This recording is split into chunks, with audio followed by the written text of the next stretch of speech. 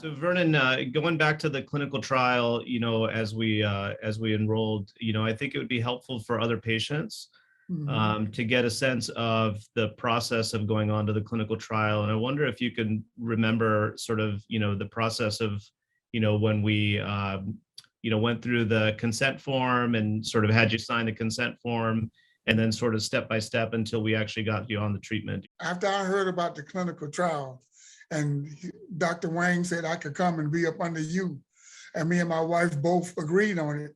So what we're going to do is we're going to go ahead on and sign this consent and be up under Dr. Patel. And ever since you started putting me on the trial, because I remember you telling me that you gave me and 2 other people that did real well on the trial.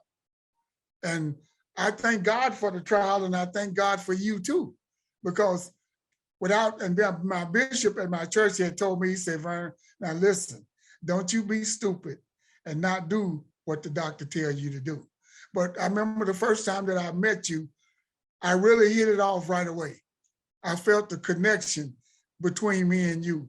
And when you put me on this trial, and I did everything you told me to do, every step of the way, until it got to the point to where, even when I told you that if the cancer is gone, because that's when you told me in May of 17 that there was no signs of it in my body no more. One of the things that I remembered about the clinical trial is that after you had signed consent for the study, if you remember, the study required us to send some of your tissue over to the sponsor of the study. Yes, I remember that. And there was some delay in getting started. And I remember that we were all a little bit anxious about how long it was going to take to get going on the study. Okay. Part of the process of a clinical trial, and I think it's helpful for, patients to know that there are sort of process that's involved in starting a clinical trial. And some of it, we have to wait until we get they get all of the things that are necessary to be done before we can start. So after we signed the consent form, and then they had to send the tissues off, so we had a delay for about 3 weeks. Mm-hmm. And then after that, that's when I started to come in, and you started me on the trial. Yeah.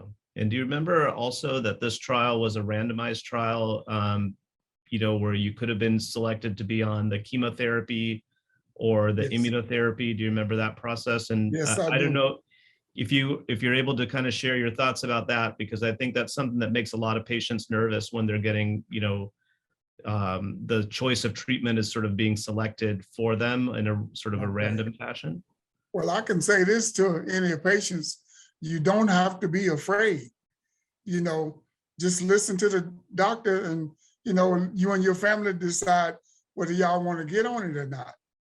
And right away, my wife said, yes, we'll go ahead on and do this, because I was never scared.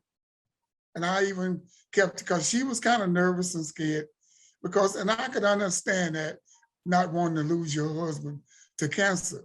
But I just couldn't have no doubt or unbelief in me to believe that I was going to die. Yeah. I don't know if it was the stubbornness in me to say I'm not going to die, but that's why my pastor told me to do what you told me to do. Do what you told me to do. So Vernon, do you remember the informed consent process of actually going through the informed consent with Claudia? I went through a 30-page consent, and read it. Me and my wife read it and understood everything, and so we could know what we was getting into. Yeah, so that paper actually goes through all the potential side effects of the things that might happen or might not happen. Right, and that's what was said too about the side effects and everything when I was before we read it and everything, and then before I signed it to go through the consent.